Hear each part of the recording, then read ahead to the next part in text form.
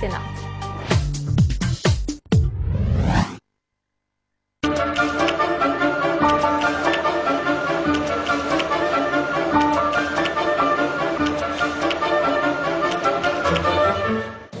Bonjour à tous et bienvenue sur Public Sénat. Dans quelques instants, vous allez pouvoir suivre la suite de l'examen du projet de loi Hôpital, Patients, Santé et Territoire. À mes côtés, pour en parler, le rapporteur de ce texte, Alain Milon, bonjour. Bonjour. Alors aujourd'hui, les sénateurs vont discuter de cet article 6 sur les pouvoirs des directeurs. On entend énormément de choses. Est-ce que vous pouvez nous dire dans le texte qui a été amendé en commission ce qui est prévu concernant les pouvoirs du directeur ? C'est vrai qu'on entend beaucoup parler des pouvoirs du directeur, on entend beaucoup de choses qui ne sont pas extrêmement correctes parce que pas vraies. Ce que l'on peut dire, c'est que la Commission a énormément travaillé sur le texte et qu'elle a remis à côté du pouvoir du directeur la possibilité pour le président de la CME, pour le président des représentants du corps infirmier, de pouvoir négocier le budget, les investissements, le travail du directoire normal, tout en laissant, ce qui est la volonté du président de la République, mais aussi la volonté d'un établissement aussi important que l'hôpital, tout en laissant la décision au directeur, mais avec une concertation très approfondie et la possibilité pour le président de CME de discuter de l'ensemble des projets de l'hôpital. Donc on revient à une direction davantage collégiale, c'est ça ? Je ne pense pas que le terme de collégial soit le terme approprié. Il y a un directeur, il y a un directoire. Dans le directoire, il y a le président de la CME et différents représentants du corps médical, d'ailleurs. Donc je pense que le directeur dirige quand même. Mais le directoire lui permet d'orienter ses directions dans le cadre de l'intérêt du projet médical. Le projet médical étant élaboré par le directeur, le projet établi par le directoire et le président de la CME, surtout, et le projet d'établissement étant lui élaboré à partir du projet médical par le directeur. Alors, voilà un petit peu pour le fond. Maintenant, sur la forme, un des objectifs des révisions constitutionnelles, c'était justement d'alléger le débat en séance. Là, on a l'impression que tous les amendements qui ont été examinés en commission, ce sont exactement les mêmes qui ont été déposés et qui sont débattus aujourd'hui. Alors c'est vrai que dans le cadre de la commission, nous avons examiné 1460 amendements et que le texte sorti de la commission était particulièrement réamendé complètement, réécrit complètement par rapport au texte sorti de l'Assemblée nationale. Donc le travail de la commission, plus de 36 heures de travail, 1400 amendements regardés, et le travail qui sert au travail de la séance. Et le fait que nous revoyions des amendements qui ont été mis en place dans le cadre de la commission en séance double le travail, et je ne pense pas que c'était au départ la volonté de ceux qui ont voulu la modification de la Constitution afin de permettre un meilleur travail de la commission. On essuie les plâtres dans cette affaire. C'est la première grande loi, 105 articles, 1200 amendements en séance.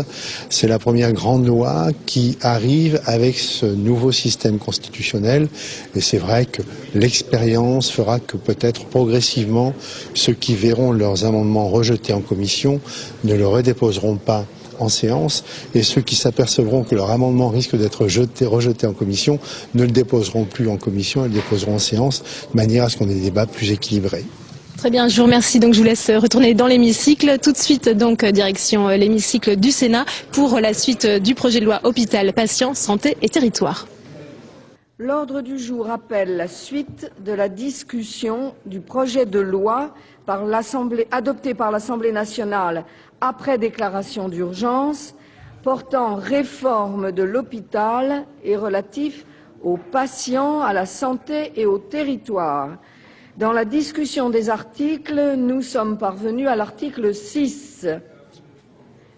Alors, nous avons plusieurs demandes de parole. Monsieur le Président Fischer.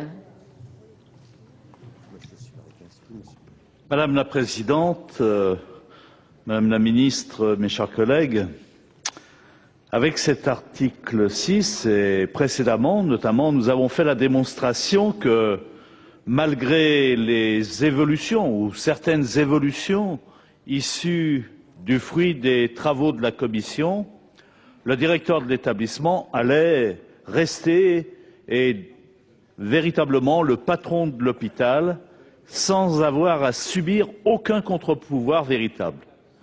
Je dois dire que si cela est vrai, à quelques exceptions près, cet article 6 prévoit une opposition à la liberté d'agir du directeur, la règle comptable.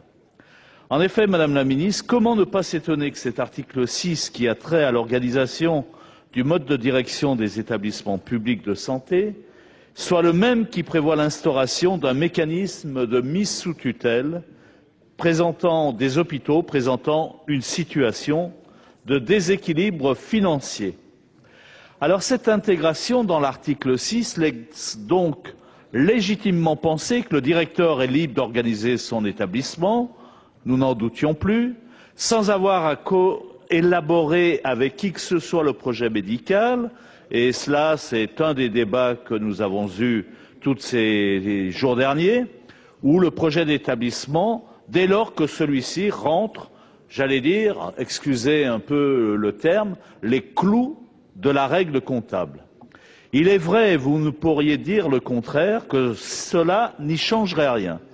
Votre projet de loi, jusque dans la rédaction de cet article 6, subordonne l'organisation de l'établissement public de santé à la satisfaction d'un certain nombre de critères économiques, à commencer par la rentabilité. Si telle n'était pas votre volonté, pourquoi ne pas avoir alors séparé cette mise sous tutelle de cet article 6 en retirant la motion faite au respect des attentes du ministère en termes de réduction des coûts? Vous avez voulu envoyer un signal clair aux dirigeants des établissements publics de santé en leur faisant comprendre que la limite à leur pouvoir était la règle budgétaire. D'ailleurs, il semble que le budget des hôpitaux publics soit en diminution, d'après ce que la presse rend compte cette année, pour 2008, par rapport à l'année précédente. Le déficit, oui. Hein? Non, mais ouais, d'accord, mais sur le fond, les déficits diminuent et puis, en termes de personnel, eh bien, vous serrez de plus en plus. Non. Alors, vous avez voulu envoyer un signal clair aux dirigeants des établissements publics de santé en leur faisant comprendre que la limite à leur pouvoir était la règle budgétaire, la recherche de la réduction des dépenses liées à l'enveloppe hospitalière et que le seul contre-pouvoir face auquel les directeurs de l'établissement public auraient à connaître sont en réalité les directeurs généraux des ARS, autant dire le gouvernement. Vous entendez donc par cet article 6 ordonner aux directeurs des hôpitaux de prendre d'abord et avant tout les mesures nécessaires pour leur permettre un retour à l'équilibre le plus rapidement possible. Tout cela nous renvoie immanquablement aux discussions que nous avons déjà eues sur la subordination du médical au comptable, sur la multiplication des suppressions de postes, sur l'accélération des externalisations, notamment des prestations de services. J'irai même plus loin puisque je considère qu'en pratiquant de la sorte, en faisant du respect des règles comptables la priorité de l'action des directeurs d'établissements publics de santé, vous allez nécessairement les contraindre à fermer certains services non rentables, à cesser la pratique de certains soins pas assez rémunérateurs. En somme, et pour que cela soit clairement dit en ce début de séance, demandez aux directeurs des établissements publics de santé de pratiquer des choix de santé que vous refusez de pratiquer, Madame la Ministre, sans doute par crainte des manifestations. Alors, mais donc il y a un certain travail qui sera confié, je ne veux pas dire un sale boulot, mais ça reviendra un peu à ça, qui, établissement après établissement, opéreront des choix dans les missions de service public. Ils appliqueront demain un à un l'amoindrissement du service public que vous ne voulez pas assumer. Et c'est pour cela que nous voterons contre cet amendement et que nous déposerons un amendement de suppression. Merci, Madame la Ministre. Merci. La parole est à Monsieur Jean-Pierre Sueur. Merci, Madame la Présidente. Madame la Ministre, mes chers collègues, je souhaitais à l'occasion de cet article 6, aborder la question des centres hospitaliers régionaux qui ne sont pas des centres hospitaliers universitaires.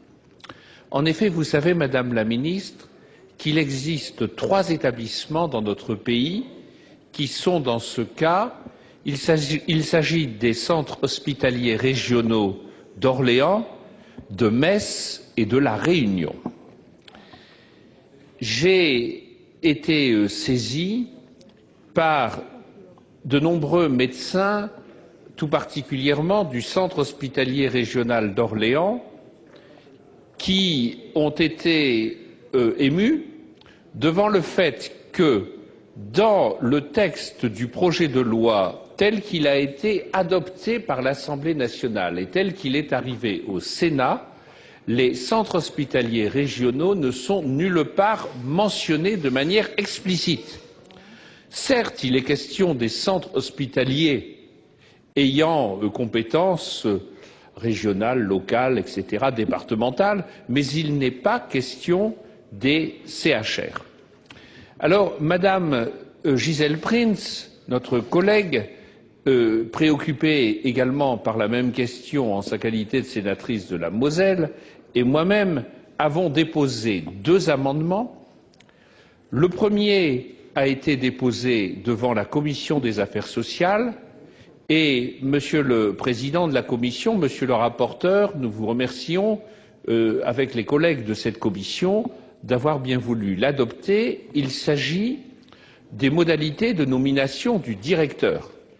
En effet, nous pensons que les modalités de nomination des directeurs des CHU doivent s'appliquer de la même manière aux directeurs des CHR qui ne sont pas CHU. Nous allons déposer tout à l'heure un autre amendement à l'initiative de Madame Prinz et de moi-même et de nos autres collègues pour demander que, pour ce qui est de la composition du directoire, les 3 CHR qui ne sont pas CHU bénéficient de la même composition que les centres hospitaliers universitaires. Madame la Présidente, Madame la Ministre, mes chers collègues, il y a là une question très importante. En effet, les centres hospitaliers que je viens de citer ont une action très lourde dont la dimension régionale est incontestable. Je dois rappeler qu'en ce qui concerne aussi bien leur personnel, leurs effectifs, leurs missions, leur activité, celles-ci ou ceux-ci sont supérieurs à ce que l'on constate dans un certain nombre de CHU.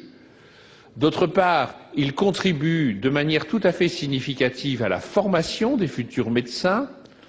Ils pratiquent des spécialités très variées et dans des domaines de pointe, si bien que, d'ailleurs, la question se pose rituellement pour ces CHR de savoir s'il ne serait pas souhaitable qu'ils devinssent des CHU. En tout cas, pour ce qui est d'Orléans, j'ai souvent fait cette proposition, car je pense qu'il y a une logique, finalement, à ce que des établissements de cette taille, de cette importance et de ce rayonnement bénéficient de plein droit d'un volet universitaire. Donc, pour toutes ces raisons, nous attachons, bien entendu, la même importance que tous nos collègues à cet article 6, pour les raisons de fond qui ont été exposées en particulier par Monsieur le Président Fischer, mais il y a pour nous cette question de la reconnaissance dans la loi de l'existence, de l'importance du rôle joué par les centres hospitaliers régionaux. Donc, je vous remercie vraiment, mes chers collègues, si vous voulez bien prendre en considération ces 3 centres hospitaliers régionaux. Merci, Monsieur le Sénateur. La parole est à Madame Annie David.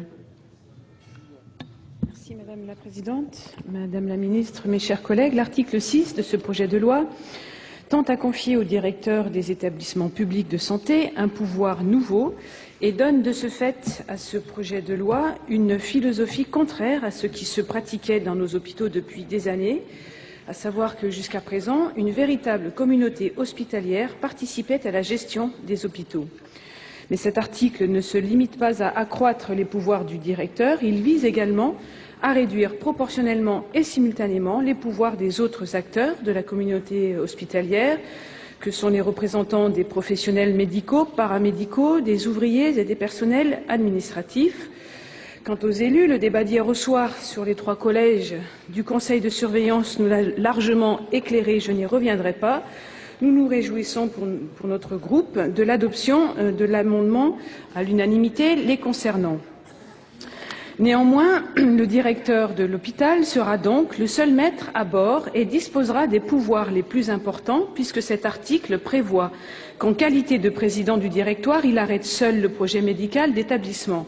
Et pourtant, vous prévoyez parallèlement une disposition autorisant le recrutement de directeurs non fonctionnaires et n'ayant pas eu l'ensemble de la formation organisée à Rennes, ce qui tend à démontrer que pour vous, les compétences en santé publique ne sont plus fondamentales pour diriger un établissement public de santé. Il y aura toutefois un outil qu'ils devront savoir manier, la calculatrice. Le directoire, quant à lui, ne fait pas illusion dans le sens où il est sous la coupe de son directeur. Il ne disposera donc d'aucun réel pouvoir et ne pourra s'opposer ni au projet de contrat pluriannuel d'objectifs et de moyens, les CEPOM dont nous avons largement débattu hier, ni au projet médical d'établissement, ni même au budget. C'est à peine s'il pourra donner un avis au directeur de son hôpital, car n'oublions pas que le directeur disposera demain, si ce projet de loi était adopté, du pouvoir de nommer et de révoquer les membres du directoire. Disant cela, c'est bien votre organisation que nous remettons en cause, organisation qui, avec les contextes économiques et politiques que l'on connaît, ne pourra qu'engendrer un organe de direction absent de tout débat et de toute opposition. Nous avons, Madame la Ministre, entendu vos propos et nous vous avons entendu, ainsi que le Président de la République, lorsque vous dénonciez une situation de blocage résultant, selon vous, de l'absence de patron. Nous sommes conscients que quelques situations complexes peuvent effectivement exister, mais nous considérons que la solution ne réside pas dans cette concentration des pouvoirs. Et lorsque vous entendez confier toutes les responsabilités et tous les pouvoirs aux mains d'une seule personne, nous considérons au contraire qu'il aurait fallu favoriser et la transparence et la collégialité. Je voudrais avoir à cet instant une pensée particulière pour ces hommes et ces femmes qui, chaque jour, avec dévouement et compétence, rendent un service de qualité à l'égard de leurs patients. Ils sont convaincus, tout comme les sénatrices et sénateurs de mon groupe, que vous ne pouvez pas appliquer des règles identiques dans nos hôpitaux à celles des entreprises privées. Madame la Ministre, votre approche technique vise à démédicaliser la gestion des hôpitaux, ce qui est contraire à la logique d'intérêt général et à la recherche de la satisfaction des besoins en santé des populations. Comme l'a déjà précisé le président Fischer, vous ne serez pas étonné que nous votions contre cet article. Merci Madame la sénatrice. La parole est à Monsieur Jacky Lemaine. Merci Madame la Présidente. Madame la Ministre, là on arrive au cœur de la pile chaude en fin de compte de votre réforme sur la partie hôpital. Hier soir, on a bien constaté comment vous avez complètement détricoté les positions de la Commission des affaires sociales qui avaient été établies après des discussions sérieuses et nous avions nous-mêmes retiré un certain nombre d'amendements de façon à faire que nous puissions présenter en séance ce qui pouvait faire consensus à minima sur les conseils de surveillance. Là, vous avez complètement démonté, je dois dire d'ailleurs, et défendu avec brio ces propositions, je dirais même avec gourmandise. J'en veux pour preuve votre saillie contre les ondames de gauche, dont nous aurons, dans d'autres lieux sans doute, à faire l'anamnèse, puisqu'on n'a pas eu le temps hier soir. Toujours est-il que j'ai remarqué dans le compte-rendu analytique que vous disiez lorsque j'étais intervenu, que je suis intervenu, que je disais du mal des directeurs d'hôpitaux. C'est faux. Je critique le système. J'ai, pendant plusieurs années, été membre du jury du concours d'entrée à l'École de la santé. Je dois chercher dans les candidats qui se présentaient, notamment au concours externe, de brillants élèves de Sciences Po, notamment de Paris, ceux qui parmi eux pourraient être avec nous pour diriger les hôpitaux. J'ai essentiellement cherché effectivement à ce qu'ils n'aient pas nécessairement l'épine dorsale trop souple, parce qu'ils ont à faire face en médiateur entre, d'une part, la politique nationale qu'il faut bien mettre en œuvre et aussi la réalité du terrain, à savoir les collectivités locales dans lesquelles on est inscrit. Alors je sais bien que dans vos proches collaborateurs, ils sont essentiellement inspirés par des penseurs, et je l'ai dit lors de la discussion générale, qui sont des économistes libéraux de la santé. Je pense notamment au professeur Le Pen. Moi, je les inciterai, vos collaborateurs, à aller quand même chercher un peu dans la littérature nord-américaine, par exemple, sur la sociologie, et de voir les travaux qui sont quand même banalisés et bien connus d'Harry Mintzberg sur les institutions, sur les organisations, et on verrait que des hôpitaux comme les universités sont des bureaucraties professionnelles et que ça recouvre un concept très précis en termes de direction et en termes de gestion. Dans les bureaucraties professionnelles, ce sont les professionnels, en l'occurrence là en matière d'hôpital, ce sont les médecins et les soignants qui sont au contact direct de la réalité du produit, si on veut prendre la terminologie du professeur Le Pen, du marché. La conception est complètement différente quand on veut intégrer ces mécanismes. Et cette conception qui permet d'avoir des équilibres, ce que j'expliquais aussi dans le cadre de mon intervention lors de la discussion générale, ces équilibres qui appellent la préférence pour des régulations souples, pour des jeux coopératifs dans lesquels tout le monde se retrouve, et bien sûr complètement à côté de votre schéma bonapartiste dans lequel le chef décide, le chef étant au plus haut niveau, bien évidemment, et les petits chefs au fur et à mesure essayent d'appliquer. Non, Madame la Ministre, je ne pense pas que mes jeunes collègues directeurs d'hôpitaux supporteront aussi longtemps ce modus operandi pour faire fonctionner nos structures de soins. Merci, Monsieur le Sénateur. Monsieur le rapporteur, vous avez demandé la parole et je vous donnerai la parole ensuite, Madame la Ministre. Oui, Madame la Présidente, merci. Permettez-moi tout d'abord, Madame la Présidente, Madame la Ministre, mes chers collègues, de vous saluer et puis, comme nous sommes en début de journée, de vous souhaiter à toutes et à tous une bonne journée de travail. Cet article 6, donc, a pour objet, c'est raté alors, cet article a pour objet de définir les compétences et la composition du nouveau directoire des établissements publics de santé, que le projet de loi dote d'une compétence consultative, ainsi que les pouvoirs du directeur qui devient titulaire de tous les pouvoirs de décision de l'ancien conseil d'administration qui ne sont pas conservés par le conseil de surveillance. Comme la commission Larcher, qui avait observé qu'un équilibre des compétences plus affirmé entre le conseil de surveillance, le directoire et le directeur offrirait à celui-ci un meilleur appui dans la mise en œuvre de sa politique pour l'établissement, notre commission a précisé que les directeurs seront nommés par arrêté du directeur général du Centre national de gestion sur une liste comportant 3 noms proposés par le directeur général de l'ARS après avis du président du conseil de surveillance, que le directeur sera entendu par le conseil de surveillance à sa demande ou à celle du conseil, qu'une décision conjointe du directeur et du président de la CME permettra la mise en œuvre de la politique d'amélioration continue de la qualité et de la sécurité des soins, ainsi que des conditions d'accueil et de prise en charge des usagers, que le président de la CME devra être consulté sur les projets d'investissement concernant les équipements médicaux. Sur ces prérogatives du président de la CME, la Commission a voulu inscrire dans le projet de loi que le président de la CME élabore le projet médical d'établissement qu'il coordonne avec le directeur la politique médicale de l'établissement. Elle a prévu aussi, votre commission, que le directoire approuve le projet médical et prépare le projet d'établissement en prenant notamment en compte le projet de soins infirmiers, de rééducation et médico-technique. Sur la composition du directoire, la commission a adopté une nouvelle rédaction mentionnant, entre autres précisions, que les sages-femmes auront vocation à être incluses dans la représentation des membres du personnel médical de l'établissement. Elle a aussi intégré des dispositions spécifiques pour le directoire des CHU en lui ajoutant deux vice-présidents est prévu que la nomination comme la révocation des membres du directoire se fera par le directeur après consultation du président de CME.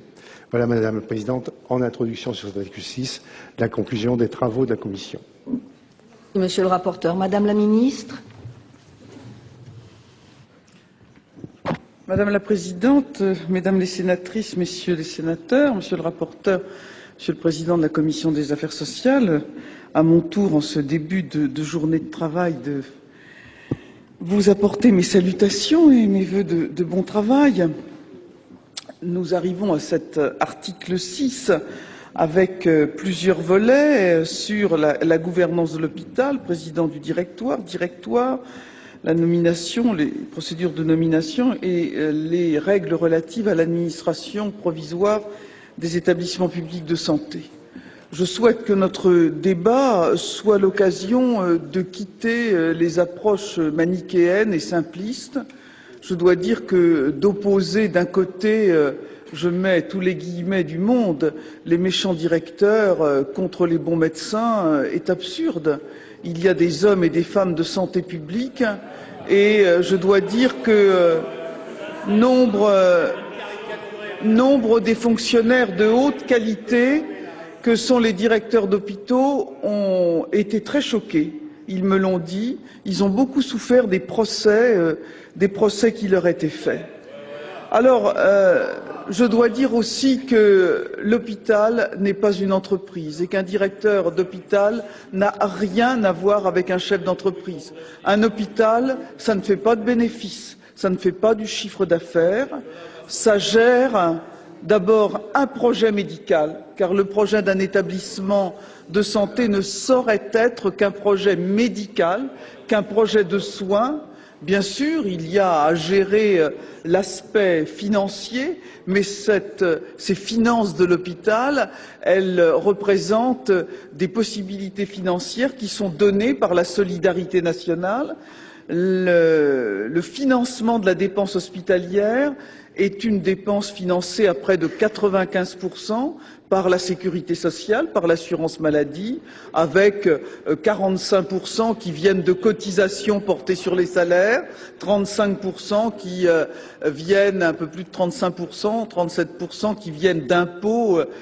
Un impôt d'ailleurs remarquable, il a été créé par la gauche, il est payé par l'ensemble de nos concitoyens, même les plus modestes, contrairement à l'impôt sur le revenu, et puis des taxes affectées, on pense en particulier aux taxes sur le tabac et sur l'alcool. Il est bien normal que de tout cela, l'ensemble des responsables au gouvernement, dans l'administration, les directeurs rendent compte et rendent compte à l'euro près, car c'est de l'argent que leur confient nos concitoyens et l'ensemble de nos concitoyens.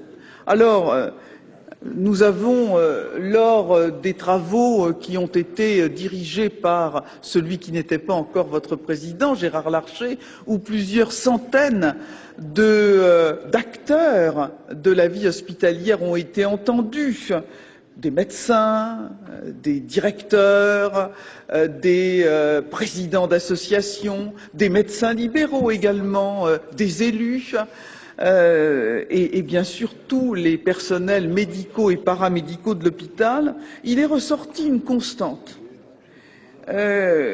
et un consensus sur le fait que la difficulté dans la gestion de l'hôpital, c'était la difficulté à prendre des décisions, et que cette difficulté à prendre des décisions était aujourd'hui le principal obstacle à l'évolution de l'hôpital, alors que nos concitoyens attendent évidemment que l'hôpital soit une structure dynamique et réactive, tant les choses évoluent vite, tant sur le plan des évolutions sociologiques que des évolutions techniques. C'est pourquoi cet article vise à donner à l'hôpital les moyens de mieux répondre aux besoins de nos concitoyens. Le pilotage des hôpitaux publics sera facilité par le renforcement de l'autonomie du chef d'établissement, président du directoire, le directeur, pourra prendre des décisions rapidement, répondre aux attentes des médecins qui souhaitent faire évoluer leurs pratiques, passer des conventions, adapter les activités de soins. Et dans cette optique, le directeur a des pouvoirs renforcés en matière de gestion. Le vice-président de droit de ce directoire est le président de la commission médicale d'établissement et les médecins y seront majoritaires. L'organe de pilotage d'un hôpital, c'est un organe à majorité médicale. Sa composition a été conçue comme resserrée pour garantir l'efficacité du pilotage des hôpitaux. Dans les CHU, le président de la CME sera le premier vice-président. Il ne sera donc pas le seul vice-président, mais le premier vice-président. Il sera accompagné par un vice-président doyen, directeur de l'unité de formation et de recherche, ainsi que d'un vice-président chargé de la recherche. Et nous pourrons examiner ensemble les conditions de choix de ce vice-président chargé de la recherche, parce qu'il va être évidemment à la confluence de l'hôpital et de l'université. Le directeur pourra également s'appuyer sur des chaînes de responsabilité clarifiées, des circuits décisionnels déconcentrés au niveau des pôles. Nous verrons tout cela au niveau de l'article 8. Globalement, ce texte, tel que votre commission des affaires sociales l'a modifié, porte une ambition de gouvernance unie et tout est réuni autour de ces nouveaux outils de pilotage pour susciter une gestion médicalisée du fonctionnement de l'hôpital.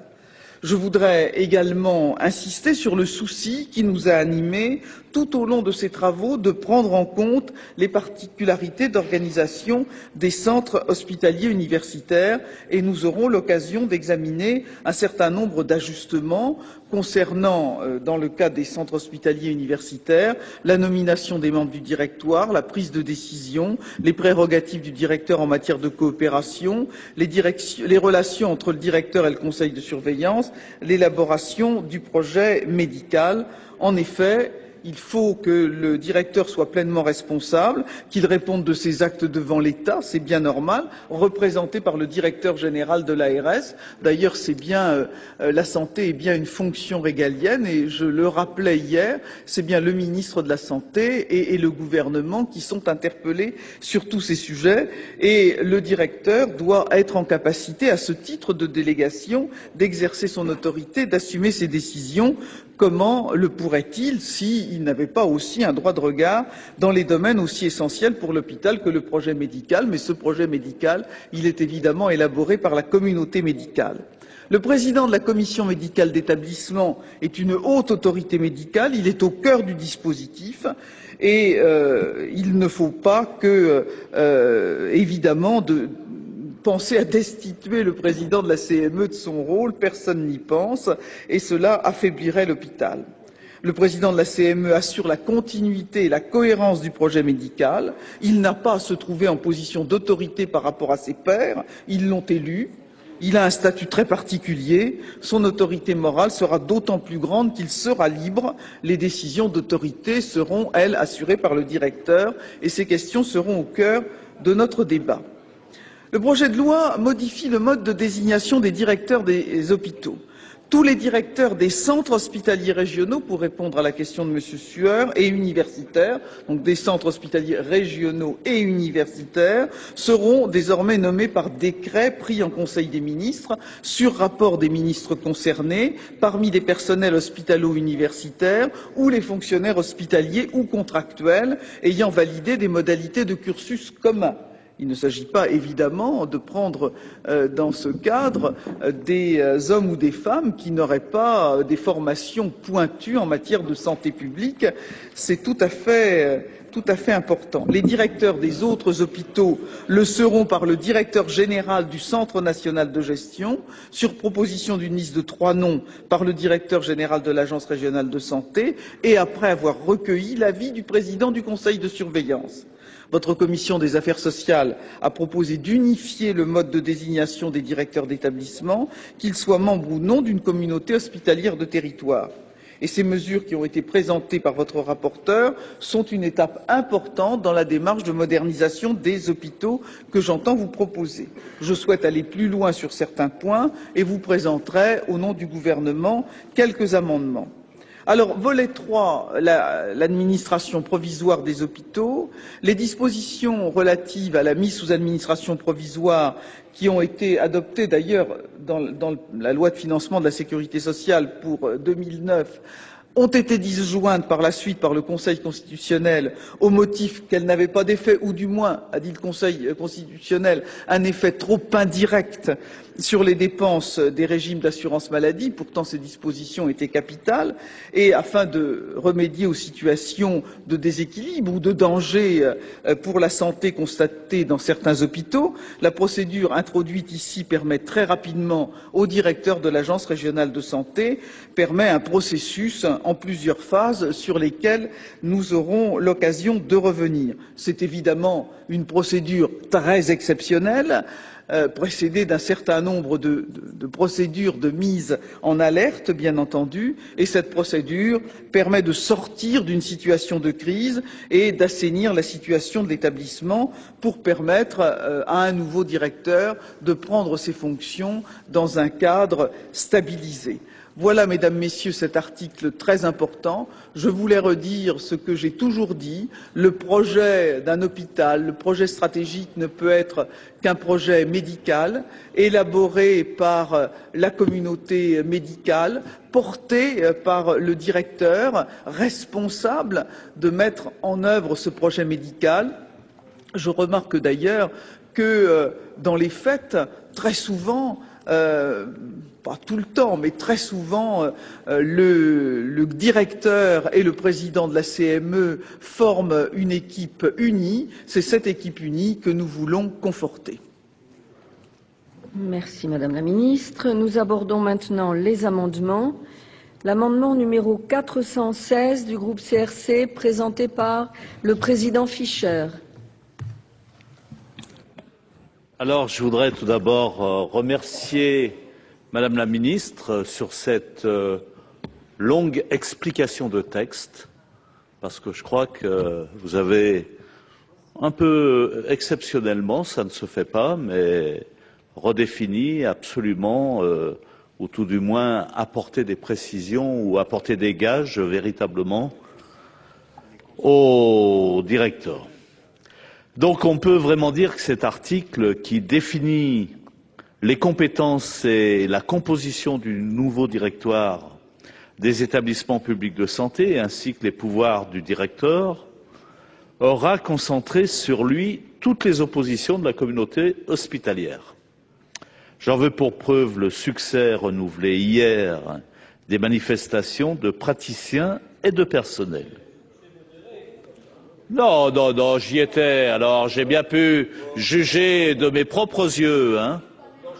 Donc, Madame la Ministre, les quelques concessions faites aux médecins de CHU sur ce qu'il est convenu d'appeler la gouvernance de l'hôpital, que le Président de la République vous a demandé de traduire immédiatement en amendement, n'ont rien changé sur le fond.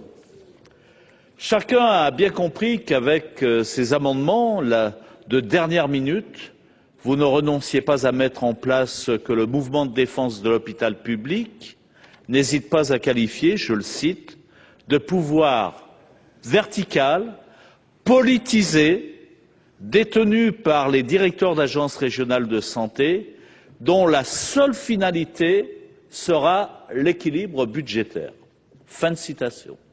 Ce n'est pas moi qui le dis. La façon dont vous prétendez réformer, mais je partage ce point de vue, la façon dont vous prétendez réformer la direction et la gestion des hôpitaux ne permettrait pas de répondre à l'objectif que vous affichiez d'améliorer la qualité et la sécurité des soins. En effet, cette concentration de pouvoir entre les mains du seul directeur d'un établissement hospitalier procède d'une vision étroitement budgétaire, comptable et, pour tout dire, managériale de l'hôpital public. Elle ne recherche ni l'avis ni l'adhésion de ceux qui ont pour vocation et seule préoccupation de soigner du mieux possible des personnes qui souffrent. Alors bien sûr, ça ne se passera pas tout à fait comme je le dis, mais sur le fond, les objectifs qui seront visés et sur lesquels on s'accordera à vérifier les résultats en fin d'année, eh bien, c'est comment, finalement, nous diminuerons les déficits des hôpitaux publics et à partir de là. Ouais. Alors cette vision des choses est étrangère à l'esprit qui anime nos hôpitaux, qui pour bien fonctionner ont certes besoin de moyens, mais surtout du travail en commun d'équipes qui partagent et qui adhèrent à un même projet. Votre philosophie est tout autre. D'un côté, vous concentrez les pouvoirs aux mains d'un seul, de l'autre, vous écartez la communauté hospitalière qui n'aura, et les élus, mais l'amendement d'hier a rétabli un peu l'équilibre, mais néanmoins, on voit bien que l'avis consultatif, notamment du conseil de surveillance, eh bien, fait que nous ne pouvons absolument pas être d'accord, et ça, c'est le problème d'être réellement associé aux décisions. Alors, cette conception autoritaire, alors vous dites, c'est le pouvoir régalien de la direction et de la gestion de nos hôpitaux publics, facilitera l'exécution des orientations fixées par les agences régionales de santé, et moi je parie pour l'avenir que les nominations des directeurs généraux d'agences régionales, eh bien, croyez-moi, elles seront faites au plus haut niveau, si ce n'est par Monsieur le Président de la République, pour que là, on ait véritablement les hommes qui mettront, sans état d'âme, eh bien, des politiques qui auront été décidées pour réduire la dépense publique et mettre en œuvre la révision générale des politiques publiques. Merci. Avis de la Commission. Monsieur le rapporteur. Oui, Madame la Présidente. Bien évidemment, la suppression de l'article 6 n'a pas convaincu la Commission. Avis défavorable. Madame la Ministre.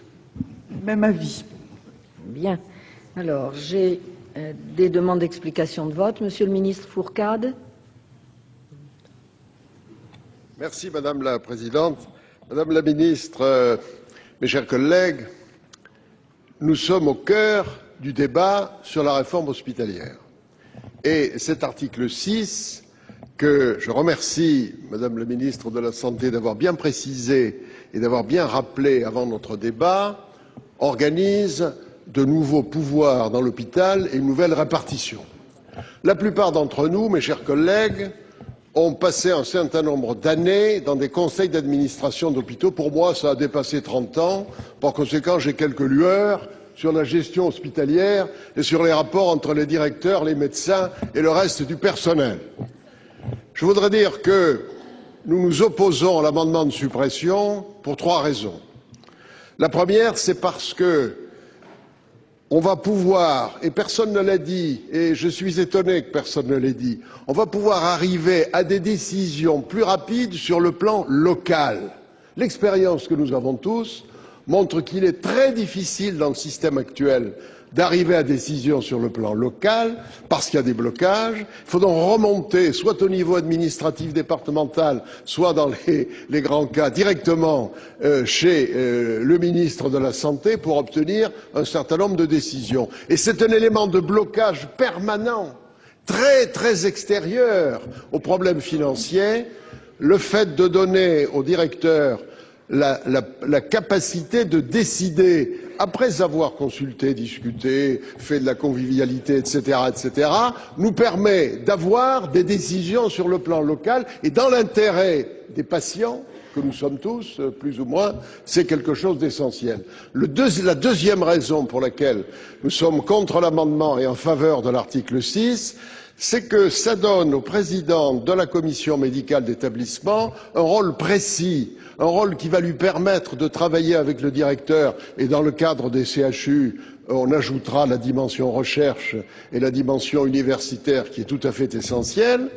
Et je crois que si un certain nombre de médecins qui défilent ou qui ont défilé hier s'opposent à ce genre de choses, c'est parce que nous adorons dans ce pays les conflits entre tel et tel, les batailles sur le nombre de lits, les querelles sur le projet médical, et que je pense que par ce mécanisme de cohésion obligatoire au niveau du directoire, nous arriverons à régler un certain nombre de problèmes. Et puis enfin, en troisième lieu, je crois que dans le texte qui nous est soumis, l'organisation conseil de surveillance directoire permet de faire le départ entre la stratégie le contrôle de l'activité, la prospective et le long terme, et d'autre part, la gestion quotidienne de l'ensemble hospitalier. Je crois que c'est quelque chose qui est tout à fait important et auquel les élus du premier collège, les personnalités qualifiées du troisième et les membres du personnel, notamment les directeurs de soins infirmiers, les sages-femmes et les représentants du personnel, attacheront beaucoup d'importance. Moi, je crois que cet article 6 est un article essentiel. La ministre et le rapporteur de la Commission l'ont dit. Par conséquent, le groupe EMP unanime votera contre l'amendement qui nous est proposé. La parole est à Monsieur Bernard Cazeau.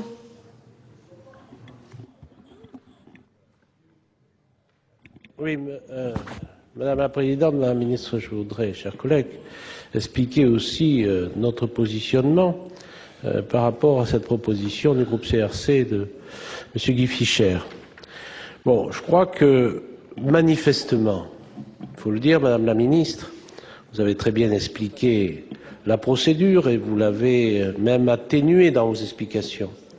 Manifestement, cet article est le nœud, ou le nœud le plus important de la contestation qui s'est fait jour parmi les médecins. Je dirais même que ce soit les médecins de haute notoriété, comme les grands patrons, que les médecins de base, parce que ces médecins de base, on les a peut-être moins vus dans la rue, notamment en province. Mais je dirais que pour la première fois, ça m'arrive pour la première fois après 20 ans de présence à la tête du Conseil général de la Dordogne, j'ai reçu une pétition de tous les médecins de l'hôpital de Périgueux, tous sans exception. On ne peut pas dire qu'ils soient tous de formation et de tendance politique identiques à la mienne, loin de là. Donc je crois que, effectivement, ce qui est important dans cet article, c'est d'éviter la démesure. Il y a des bonnes choses, c'est vrai, mais il faut éviter la démesure. Et la démesure, vous l'avez dit tout à l'heure, dans la très grande majorité des cas, médecins, président de la commission médicale d'établissement et directeur d'hôpital sont la main dans la main. C'est vrai dans un certain nombre de cas. Je vous accorderai peut-être 40 à 50%. Et encore. Mais très souvent, lorsque ce n'est pas le cas, notamment sur un certain nombre de problèmes, eh bien, les médecins ont tendance, pris par leur métier, ont tendance à aller vers le renoncement. Et ils ne se battent plus. Et il dit, bon, mais si c'est comme ça, nous, on va continuer à soigner, et puis on ne se battra que sur vraiment si ça va trop loin. Et c'est ça le problème, c'est là-dessus que vous comptez. Vous comptez justement renforcer le pouvoir du directeur en lui donnant la possibilité d'emporter les décisions un petit peu par renoncement ou par désespoir de la communauté médicale de l'hôpital. Donc voilà pourquoi, Madame la Ministre, nous pensons qu'il faut revoir ce dossier, il faut revoir cet article. Et nous sommes prêts, et nous l'avons dit hier soir, même si ça a été dans une ambiance qui n'était pas l'ambiance feutrée que l'on connaît habituellement au Sénat, nous l'avons dit hier soir, il faut dans la concertation.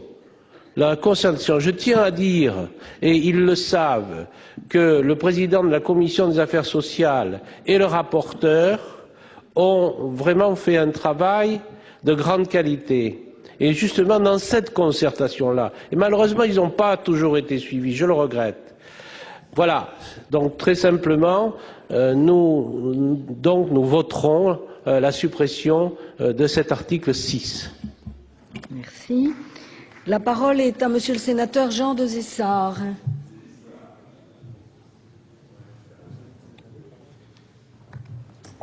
Bon, comme il faut commencer la journée, bravo, merci à tous, vous êtes fantastiques, travail excellent, ambiance générale, amendement à répétition, capacité de réactivité continuelle. Bon voilà, c'était hier soir. Bon.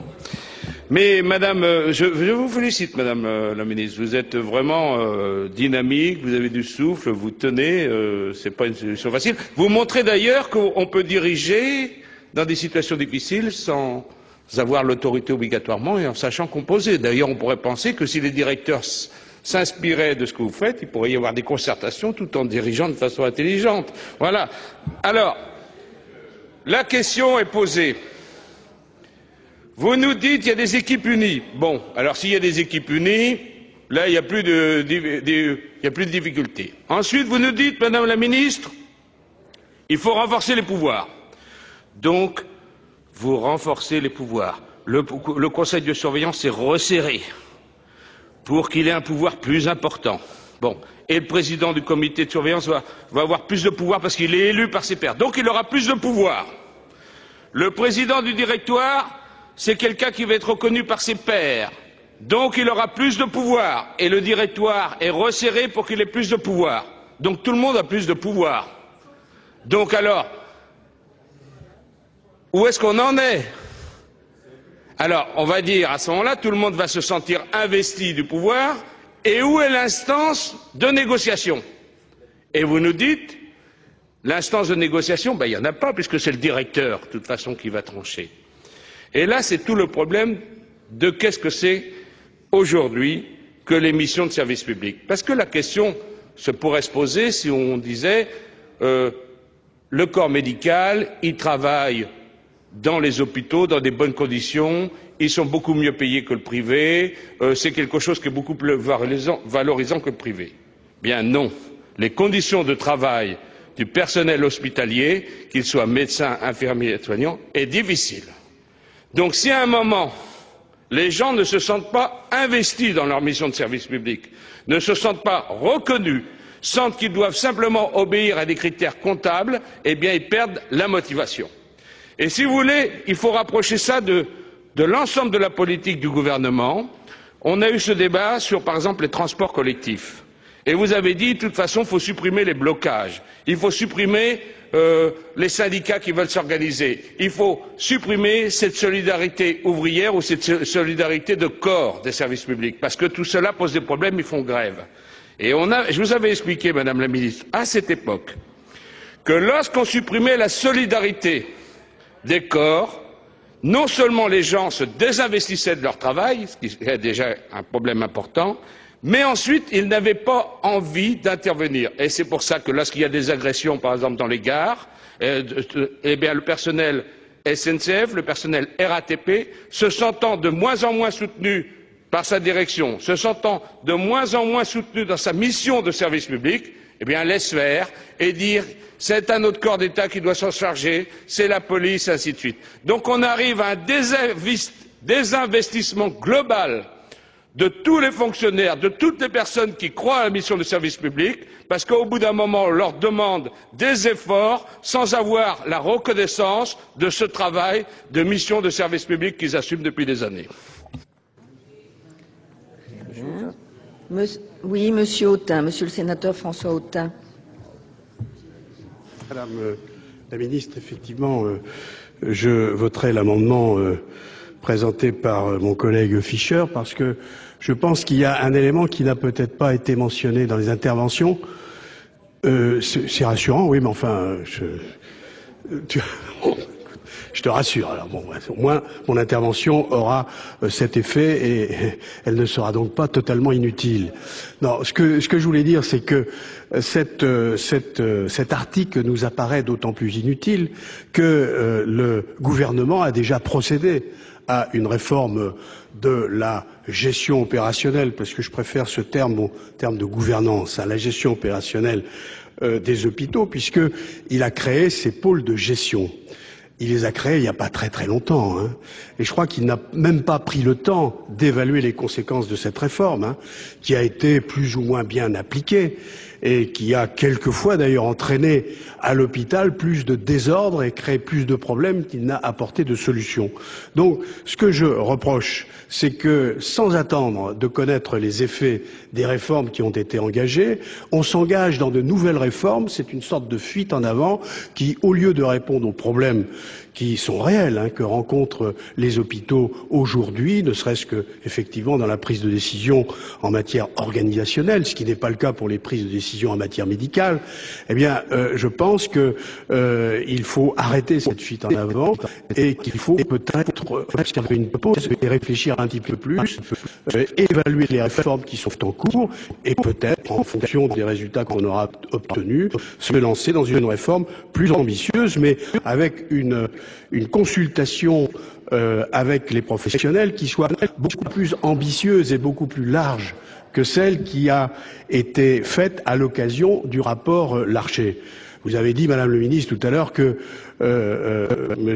notre collègue, notre président Larcher avait rencontré beaucoup d'acteurs du monde hospitalier, mais je pense qu'il eût été préférable, comme vous l'avez fait pour l'organisation des soins, et vous auriez répondu par là à la demande des praticiens hospitaliers d'organiser des états généraux, et sans doute qu'il en serait sorti des projets beaucoup mieux adaptés à la réalité hospitalière que cet article 6 que vous nous présentez. C'est la raison pour laquelle je voterai cet amendement de suppression. La parole est à Monsieur le sénateur Barbier. Oui, Madame la Présidente, Mesdames, chers collègues, je crois que cet article 6, comme il a été dit, est fondamental dans la nouvelle organisation de la gestion des hôpitaux. Et je vois mal comment on pourrait aujourd'hui aboutir à une réforme que tout le monde souhaite sans l'examiner. Cet article est intéressant parce que le directoire tel qu'il a été constitué et avec les amendements qui ont été apportés par la Commission des affaires sociales du Sénat donne un véritable rôle au président de la commission médicale d'établissement et cette majorité médicale qui siège au sein du directoire, qui est un organisme resserré puisque au maximum 7 et 9 dans les CHU, c'est vraiment la cellule opérationnelle qui permettra d'avancer et de traiter les problèmes rapidement. J'ajoute que la présence d'un représentant des personnels infirmiers complète cette possibilité de participation à la gestion directe au quotidien pratiquement de ces hôpitaux et c'est ce qui manque un petit peu actuellement dans l'organisation. Donc je crois qu'il faut en débattre, il y a des amendements, il y a une discussion, mais je ne vois pas comment on pourrait se passer de cet article 6 dans l'ensemble de la loi. Bien, il n'y a plus de demande de parole. Je soumets donc l'amendement numéro 416 au vote. Nous sommes saisis de deux demandes de scrutin public, l'une émanant du groupe UMP et l'autre du groupe CRC. Pardon, la première émane du gouvernement, excusez-moi Madame la Ministre, et l'autre du groupe CRC. Il va donc être procédé au scrutin public dans les conditions fixées par l'article 56 du règlement. Ceux qui souhaitent voter pour remettront au secrétaire un bulletin blanc, ceux qui souhaitent voter contre remettront un bulletin bleu et ceux qui souhaitent s'abstenir remettront un bulletin rouge. Le scrutin sera ouvert dans quelques instants.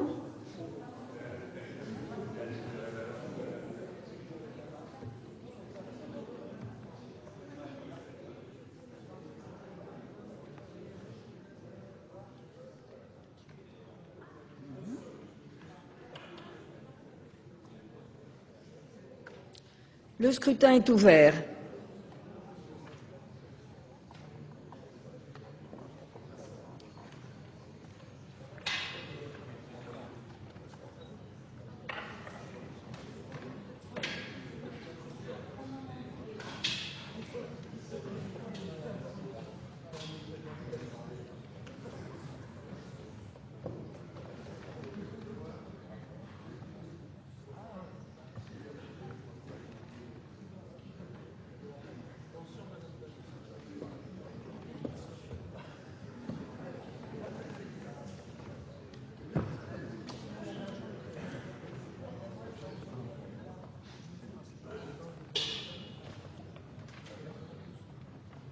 Plus personne ne demande à voter.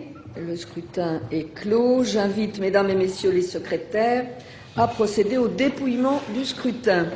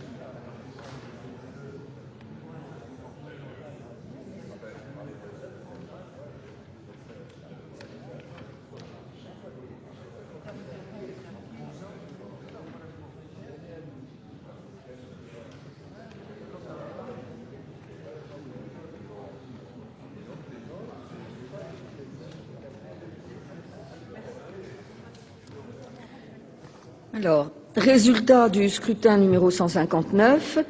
L'amendement numéro 416 à l'article 6 du projet de loi portant réforme de l'hôpital. Nombre de votants 341. Nombre de suffrages exprimés 340. Majorité absolue des suffrages exprimés 171. Pour l'adoption 139. Contre 201. Le Sénat n'a pas adopté. Viennent deux amendements en discussion commune. Tout d'abord, l'amendement 326 présenté par Monsieur Daudigny. Madame la Présidente, Madame la Ministre, mes chers collègues, je voudrais démarrer la défense de cet amendement par une citation. La tendance au renforcement progressif des compétences du directeur de l'hôpital est ancienne. Elle connaît cependant, avec le projet de loi, une nette accélération. Le directeur président du directoire étant investi de pratiquement tous les pouvoirs d'administration et de décision. À ces compétences déjà étendues, le projet de loi ajoute l'essentiel de celles qui étaient détenues par le conseil d'administration et quelques-unes qui étaient restées l'apanage dans la communauté médicale. Il n'est donc pas étonnant que le dispositif proposé ait été interprété comme un recul par rapport à la recherche d'une nouvelle gouvernance, c'est-à-dire, pour reprendre l'expression du rapport Larcher, d'un meilleur équilibre entre pouvoirs administratifs et médicaux à l'hôpital. Madame la Ministre, ce texte ne peut être qualifié de manichéen, c'est le texte du rapport de notre collègue Milon. Alors cet article 6 a bien sûr pour objet de faciliter ce pilotage des hôpitaux par le renforcement des pouvoirs et de l'autonomie du chef d'établissement. Il concrétise en fait, il est la réponse à la demande, à l'exigence du président de la République « Je veux un patron à l'hôpital ». Si nous entrons dans les détails techniques, le conseil exécutif devient un directoire. Le moins que l'on puisse dire est que cette nouvelle structure apparaît extrêmement affaiblie. Cela a été montré dans les précédentes interventions par rapport à l'ancien conseil exécutif, que ce soit dans ses attributions ou dans sa composition. Notre amendement s'inscrit donc dans une logique de rééquilibrage des forces au sein du directoire. Il nous apparaît en effet important, essentiel, cela a été dit et répété, de sauvegarder la notion de collégialité dans le management de l'hôpital public. C'est bien une des spécificités de ce dernier d'associer l'approche gestionnaire et la pensée médicale. Et la mise en place de ce directoire devrait conforter et non remettre en cause les efforts qui ont été accomplis par les hospitaliers pour affirmer ces dernières années le rôle du Conseil exécutif. Merci. L'amendement numéro 417, Madame David le présente. Merci Madame la Présidente. Le bouleversement de la gouvernance hospitalière prévu par ce projet de loi et donc par cet article, on l'a bien entendu dans les différentes interventions qui viennent d'avoir lieu est au cœur du processus de restructuration étatisation de la santé et cela semble bien être l'un de vos objectifs, Madame la Ministre. La suppression des conseils d'administration et les super-pouvoirs accordés aux directeurs vont, de notre point de vue, à l'encontre des principes fondamentaux de la démocratie sanitaire à laquelle, pourtant, nombre d'entre nous et tous les personnels des établissements de santé sont particulièrement attachés. En effet, la transformation de l'hôpital en hôpital entreprise, que vous n'aimez pas, Madame la Ministre, je sais bien, est inacceptable et antidémocratique, car la santé n'est pas et ne sera jamais un bien comme un autre, c'est même tout le contraire, et nous nous opposerons à sa marchandisation que vous encouragez.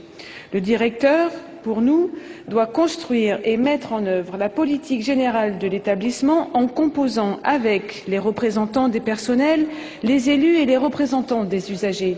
Cette garantie est fondamentale pour que la bonne gestion des services administratifs soit valorisée par les efforts en matière de qualité des soins de la communauté médicale et la culture de l'intérêt général portée par les élus. Une approche croisée, qui est celle des actuels conseils d'administration, est indispensable pour faire entendre les besoins de la population et celles de tous les usagers.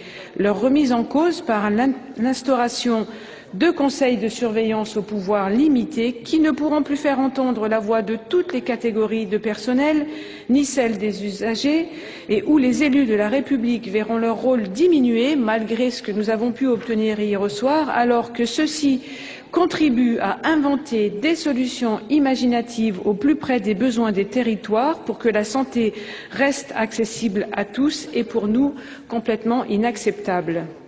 Les risques d'une hypercentralisation des pouvoirs au sein des établissements placés entre les mains d'un directeur tout-puissant sont trop importants pour que nous laissions faire.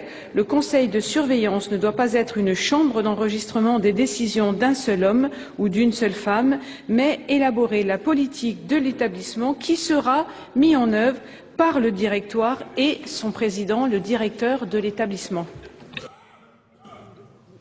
Merci. Avis de la Commission sur les deux amendements 326 et 417. Monsieur le rapporteur. Madame la Présidente, je voudrais tout d'abord dire à mon collègue Daudigny, je suis persuadé qu'il a lu l'ensemble du rapport, mais prendre une phrase de ce rapport pour justifier la collégialité, c'est un peu osé. C'est habile en effet, mais c'est osé. Et donc, la Commission a émis évidemment un avis défavorable à l'amendement 326 parce qu'elle a jugé justement que le principe de collégialité est difficilement applicable à la direction de l'hôpital public. Et entre les deux amendements, Madame la Présidente, le sentiment de la Commission n'a pas varié. Gouvernement, Madame la Ministre. Favorable pour les mêmes raisons. Bien. Donc, sur le premier, le 326. Il n'y a pas de demande d'explication de vote. Si. Monsieur Laménie. Et puis. Oui. Oui, merci Madame la Présidente, Madame la Ministre, mes chers collègues. Simplement quelques mots un petit peu sur cette interprétation, parce que bon, ces deux amendements, c'est vrai qu'on reste très attaché à un mot ou à un terme, et le terme qui est indiqué dans le texte conduit. On n'a rien du tout de choquant, puisque je dirais les pouvoirs, certains de nos collègues parlent de pouvoir tout-puissant d'un directeur, mais dans toute structure, il faut bien un responsable, un directeur, et puis je crois que là, tout repose sur un sujet sensible comme ce texte. Puis bien entendu, je rends hommage à toutes celles et tous ceux qui ont travaillé vraiment de façon très constructive à l'élaboration de ce dossier très sensible et très important. Je dirais le terme conduit, honnêtement, je crois que tout repose sur le côté humain dans un tel dossier. Et je crois que les directeurs, sont nommés. Et Madame la Ministre tout à l'heure nous a rassurés, je crois globalement. Et je pense que là, il faut rester certes vigilant, mais honnêtement, il faut faire confiance, je dirais, au rôle des directeurs, parce que je crois que c'est quand même des personnes responsables, et puis aussi qui travaillent en étroite collaboration avec les professionnels de santé et tout le personnel. Je pense que là, honnêtement, j'irai donc avec notre groupe UMP, donc nous ne voterons pas non plus ces amendements. Voilà, merci. Bien, il n'y a pas d'autres demandes d'explication de vote. Je mets aux voix l'amendement 326. Qui est pour? Qui est contre? Il n'est pas adopté. Amendement 417. Qui est pour? Même vote. Qui est contre? Il n'est pas adopté. Amendement numéro 546. Qui le présente? Monsieur le Président Fischer. Alors, avec cet amendement, eh bien, il fait partie de ceux que nous avons déposés avec l'espoir de permettre le renforcement du rôle des conseils de surveillance. Non pas que nous pensions que ce projet de loi est amendable, il est inacceptable, en ce sens qu'il est contraire à toute notre conception de la démocratie sociale et de la démocratie sanitaire, et que l'hôpital qui naîtra demain de l'application de ce projet de loi ne permettra pas de satisfaire, à notre sens, aux besoins en santé de la population. Mais nous n'avons toutefois pas voulu rester muets sur le conseil de surveillance, puisque nous considérons que le sort qui lui est réservé relève d'une sorte d'indignité. C'est un recul sans précédent qui témoigne de l'idée que vous faites des personnels médicaux, paramédicaux, ouvriers et administratifs. On vous écoute, mais surtout ne participe pas aux décisions. Cet amendement vise donc à apporter une précision qui nous semble être de bon sens, puisqu'elle vise à permettre au conseil de surveillance de mener à bien la charge qui est la sienne, à savoir le contrôle des actes réalisés par le directeur de l'établissement. Mais comment exiger de lui qu'il joue cette mission si les membres du conseil de surveillance ne peuvent pas disposer des documents qu'ils estiment nécessaires? Et comment pourrait-il se prononcer, par exemple, sur le budget si le directeur de l'établissement ne leur communique pas un certain nombre d'éléments qui seront nécessaires pour rédiger ce budget prévisionnel? Je pense, par exemple, aux injonctions faites par le directeur de l'agence régionale de santé. Et ça, ce serait très intéressant de les connaître dans le cadre de l'élaboration des budgets prévisionnels. C'est ce qui doit commencer à se réfléchir. Eh bien, comment fait-on pour le budget 2010? Sans vouloir être polémique, je voudrais préciser que cette disposition que nous proposons par le biais de cet amendement constitue, à notre sens, une mesure d'équité, de parallélisme des formes, puisque le projet de loi précise, quant à lui, que le conseil de surveillance, qui n'a qu'un rôle très réduit dans la gestion des établissements publics de santé, doit fournir au directeur de l'établissement tous les documents nécessaires à l'organisation des travaux du conseil. C'est pourquoi, tirant les conséquences de ce que vous avez proposé pour le directeur, nous proposons que les membres du conseil de surveillance puissent, pour fonder leur avis et exercer leur mission de contrôle, exiger tous les documents utiles. Merci. Avis de la Commission. Madame la Présidente, le texte de la Commission donne, à notre sens, satisfaction à cet amendement, en particulier dans le cadre de l'article 5. Donc je souhaite que M. Fischer accepte le retrait, notre demande de retrait, sinon on devra donner un avis défavorable. Avis du gouvernement. Oui, en fait, la demande de M. Fischer est satisfaite et je suis donc défavorable à son amendement.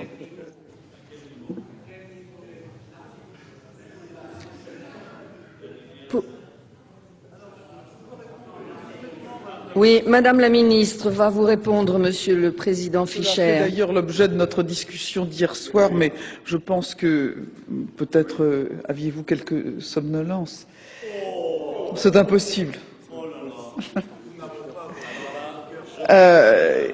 Il est bien évident que le directeur doit rendre des comptes au Conseil de surveillance, contribuer à la transparence du fonctionnement des hôpitaux.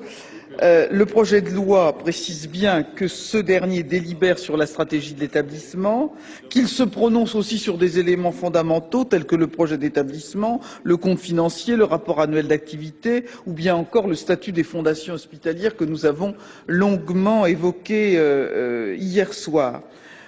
Évidemment, la loi fixe un cadre général et je veillerai à ce que les textes réglementaires précisent dans quelles conditions le directeur doit transmettre des informations complémentaires au conseil de surveillance.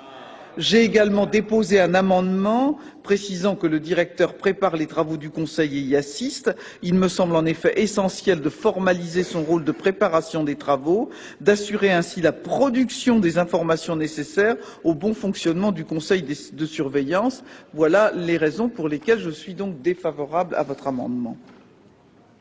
Monsieur le Président Fischer. Bien.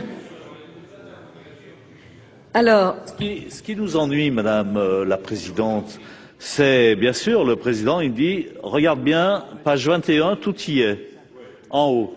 Mais en fait, il peut se faire communiquer les documents. Eh oui. Non, mais cela, ça pourrait être véritablement fait automatiquement. C'est-à-dire, voilà. Eh non.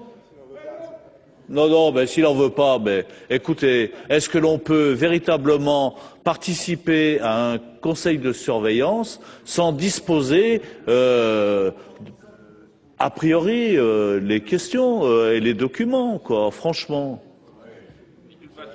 Monsieur le Président Abou. Oh, le président Fischer a tout compris de toute façon, parce que quand il est dit qu'il peut, là on parle dans notre discussion d'hier du conseil de surveillance.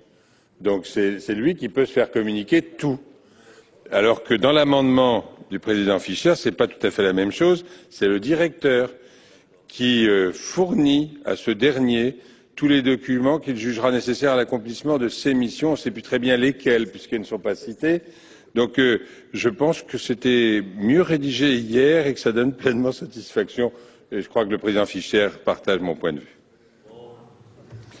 Bien. Je mets aux voix l'amendement 546, Monsieur le Président.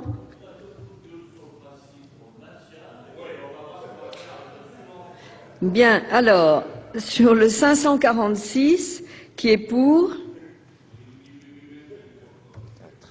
Qui est contre? Il n'est pas adopté. 418. C'est Madame David qui le présente. Oui, Madame la Présidente, mais au vu des explications que je viens d'avoir, il me semble que là encore cet amendement, si ça m'est confirmé par le rapporteur et la ministre, me semblerait être satisfait puisque nous demandons dans cet amendement que le président du directoire communique au président du conseil de surveillance dans un délai fixé par décret. Et il est vrai qu'hier au soir, c'est ce que nous avons adopté, Madame la ministre, puisque vous devez nous préciser par décret comment les choses vont se passer, tous les éléments nécessaires à la préparation des travaux, etc. etc.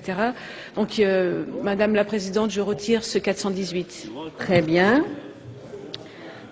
Nous avons maintenant 7 amendements en discussion commune. Amendement numéro 51, présenté par Monsieur Pozzo di Borgo. Madame la Présidente, Madame la Ministre, mes chers collègues, j'ai écouté l'intervention du ministre sur l'article 6 et vous ne serez pas étonné que je sois d'accord avec elle. J'ai écouté aussi les explications de vote de mon collègue Fourcade à propos de la suppression d'amendement de cet article 6 et je suis aussi à la phase avec lui. Simplement, bon, le monde médical est un monde complexe.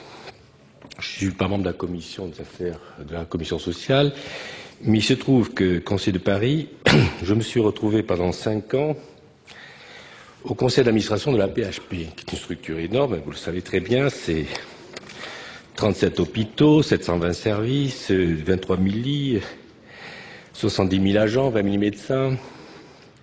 C'est pratiquement 50% de la recherche française. Et j'ai vu comment fonctionnait la structure de direction de la PHP. Alors la première question que je me pose, excusez-moi Madame la Ministre et les membres de la Commission, si je suis aussi innocent dans ma question, l'article 6 s'appliquera bien, j'imagine, à la structure de direction de la PHP, comme également, j'imagine, à chacun des établissements qui la composent. Je pense que c'est la logique des choses. Voilà, je vous pose la question, c'est une question que je pose. Alors il est évident que, par l'expérience que j'ai eue dans cette institution, j'essayais de voir dans quelle mesure cet article 6, appliqué à l'expérience que j'avais eue, pouvait fonctionner. Et c'est là que j'ai eu tendance à m'interroger. Et c'est là qu'avec j'ai suivi un peu ce qui s'est passé à l'Assemblée nationale et que j'ai eu tendance à reprendre les arguments de mon collègue du Conseil de Paris, Bernard Debré, qui était à l'époque chef de service, quand j'étais au Conseil d'administration de la PHP, qui était chef de service dans des hôpitaux de cet organisme.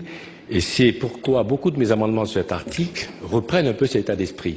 Mais il est évident que j'en fais pas une affaire théologique, c'est plus des explications que j'ai en fonction d'une expérience que j'ai eue, et je vous demande aussi, enfin, je ferai également ces amendements, je les ferai avec beaucoup d'humilité, parce que c'est un monde complexe, c'est un monde difficile, et simplement, ce que j'ai tendance à, une première réaction que j'ai depuis que je suis ce débat, j'ai tendance à penser qu'il y a un peu deux mondes, de l'appréhension de deux mondes. Un monde d'un hôpital, des hôpitaux je ne vais pas dire de province, parce qu'il y a des grands hôpitaux en province, à Lyon, Marseille, et puis ce monde extraordinaire que j'ai découvert en tant que simple élu, qui est le monde de la PHP, qui est un monde, je crois que c'est une structure qui est peut-être unique en France, bien sûr, je crois aussi en Europe, peut-être même au monde. Voilà, au monde. Et donc c'est là, si vous permettez, que dans tous ces amendements, je vais essayer de faire part de cette expérience et de ces interrogations. Et j'espère que le débat permettra de répondre aux interrogations que j'ai. Alors l'amendement 51 que j'ai, vous l'avez devant vous, je ne vais pas vous le relire pour ne pas perdre de temps, donc je le soumets à notre collègue du Sénat. Nous avons ensuite deux amendements identiques. Vous pouvez enchaîner, Monsieur Pozzo di Borgo, pour présenter le 52 rectifié. Rectifié, je le propose. Dans le 4e phase du 3e alinéa du texte proposé par l'un de cet article pour l'article 6, lorsqu'il existe, remplacer les mots lorsqu'il existe par les mots ou à défaut du chef de service. Voilà. Bien. Le 100 rectifié bis, qui le présente? Il n'est pas soutenu. Nous arrivons au 613 rectifié bis, pas soutenu. Le 420, Monsieur le Président Fischer. On souhaite insérer le mot conjoint. Cet amendement apparemment rédactionnel est très important, selon nous, bien entendu. En effet, il indique que l'avis du président de la commission médicale d'établissement doit être conjoint à la proposition du chef de pôle permettant au président du directoire de proposer au directeur général du Centre national de gestion la nomination et la mise en recherche d'affectation des personnels médicaux, pharmaceutiques et odontologiques. Tout l'intérêt de cet amendement est de proposer une coopération entre la CME et le directeur de pôle pour établir une proposition de nomination et de mise en recherche d'affectation de personnel. Alors bon, ça se fait, je crois que... En effet, la question n'est pas seulement de savoir qui va décider, mais plutôt à l'inverse de la vision hiérarchique cloisonnée de l'hôpital. Comment fait-on pour travailler la transversalité et les coopérations pour rendre un meilleur service? Pour aller plus loin, je ne vois pas non plus comment un médecin nommé dans un service contre l'avis de la CME pourrait travailler avec ses collègues. Bon, c'est une interrogation qui a fait l'objet d'ailleurs de débats.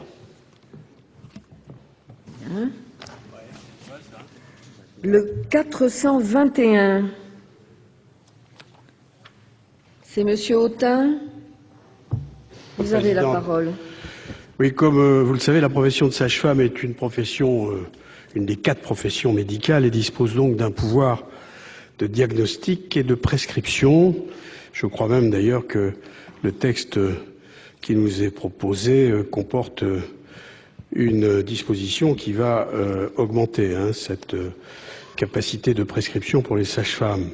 Cette profession est spécifique dans la mesure où elle doit constituer en principe le fondement du suivi des grossesses et la réalisation des accouchements dits physiologiques par opposition aux accouchements pathologiques. Actuellement, l'exercice des sages-femmes au sein des structures hospitalières ne se traduit pas comme pour les autres professions médicales et la profession de pharmacien notamment par un statut de praticiens hospitaliers dont le cadre d'emploi respecte leurs caractéristiques et leur autonomie professionnelle. Et d'ailleurs, Madame la Ministre, en commission, a eu l'occasion de nous donner son avis sur cette éventuelle PHisation des sages-femmes, mais j'ai pas eu le sentiment qu'elle était prête à leur accorder cette transformation de leur statut. Parce que les statuts qui régissent aujourd'hui les règles d'emploi de sage-femme hospitalière sont ceux dont dépendent les professions paramédicales, codifiées dans le titre 4 du Code de la fonction publique. Cette situation, qui tend à placer les sages-femmes dans un lien de subordination incompatible avec leur déontologie, a pour principale conséquence, sinon de nier, tout au moins de mettre en doute le caractère physiologique de la naissance, alors même que pour la grande majorité des grossesses, heureusement, et des accouchements, aucune pathologie n'est avérée. L'absence réelle des sages-femmes hospitalières peut être aussi à la source d'une surmédicalisation de la naissance qui peut occasionner des conséquences négatives sur l'état de santé des femmes et des nouveau-nés, en plus d'une inflation des coûts injustifiés pour la collectivité. Cet amendement a donc pour objet d'aligner le processus de recrutement des sages-femmes de la fonction publique hospitalière avec celui de l'ensemble des praticiens hospitaliers, lequel fait également l'objet de modifications, comme je l'ai dit tout à l'heure, dans le projet de loi. Il est indispensable de les intégrer pleinement dans la communauté médicale à laquelle elles appartiennent naturellement.